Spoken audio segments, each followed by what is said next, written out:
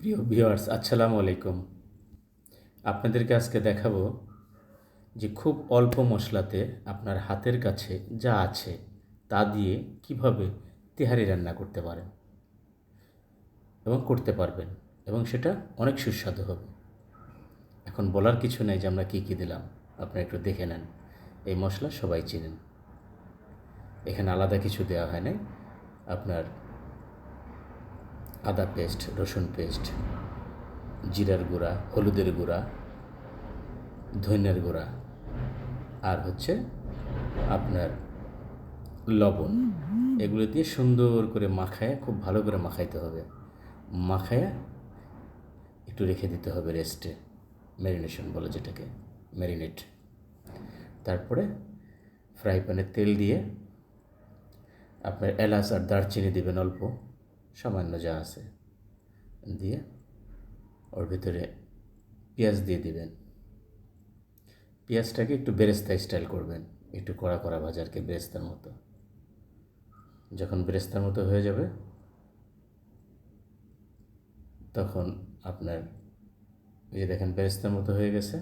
এখন মাংসগুলো এর মধ্যে দিয়ে দিতে হবে, মাংসগুলো দিয়ে দিতে হবে। মাংসগুলো সুন্দর করে নাড়তে হবে, একটু ভালো করে নাড়াচাড়া করে, ভালো করে নাড়াচাড়া করে এটাকে ঢেকে রাখতে হবে। আপনি শুরু করেন, দেখবেন পারবেন। এখানে ভয় পাবেন না, ভয় পাওয়ার কিছু নাই। আপনি রান্নাটা এরকম একটা শিল্প যে আপনি শুরু করবেন, দেখবেন শেষ হয়ে যাবে। আর আপনি যেভাবেই করেন না কেন, দেখবেন স্বাদ হয়ে যাবে, টেস্ট হবে। হাতের রান্না একটা আল্লাহর একটা নিয়ামত।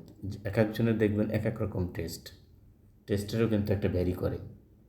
এবং আপনি যেভাবেই রান্না করেন না কেন, আপনার টেস্ট হবেই।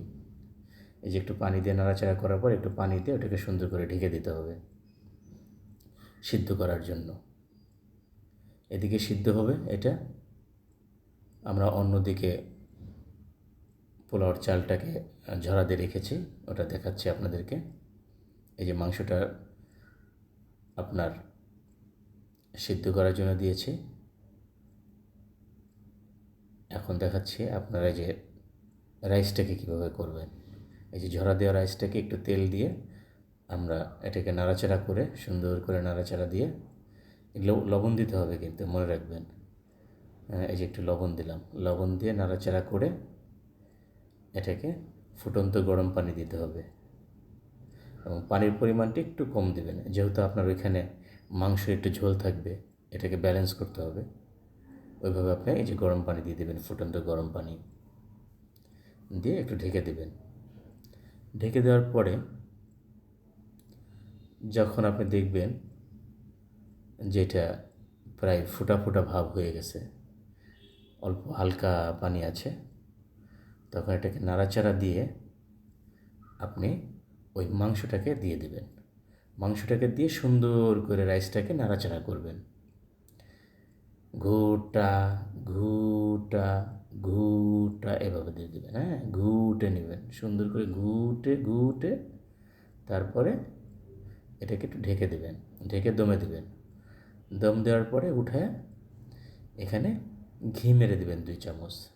এটা সাদা ঘি, এটা কুয়েত থেকে পাঠিয়েছিল আমার শ্যালক, ওকে ধন্যবাদ। হ্যাঁ, 2 চামচ ঘি মেরে দিয়ে এটাকে সুন্দর করে আবার একটু দমে দিতে হবে। দমে দেওয়ার আগে একটু কেওড়া জল দিয়ে দিবেন, একটু বাড়তি আর একটা ফ্লেভার হবে, যোগ হবে। এভাবে শুরু করেন না, শেষ হয়ে যাবে। দেখবেন আপনি একদিন শুরু করেন, আপনি বলবেন যে না ভাইয়া, আপনার ভিডিও দেখে আমি শুরু করেছি, আমি পারছি। এবার শুরু করেন, পারবেন। আর আমাকে দাওয়াত দেবেন, ঠিক আছে? সবাই ভালো থাকবেন। আল্লাহ হাফেজ, খুদা হাফেজ।